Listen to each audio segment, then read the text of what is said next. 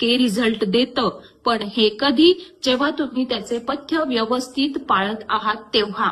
अमृत juice हा पूर्णपणे नैसर्गिक आणि सेंद्रिय घटकांपासून बनवलेला ज्यूस आहे. यामध्ये कुठलाही रंग, फ्लेवर्स आणि प्रिझर्वेटिव्ह आढळून येत नाहीत. त्यामुळे तुम्ही 100% शुअर होऊन हा ज्यूस घेऊ शकता. पथ्य पाळून याचा 100% रिझल्ट तुम्ही मिळवू शकता.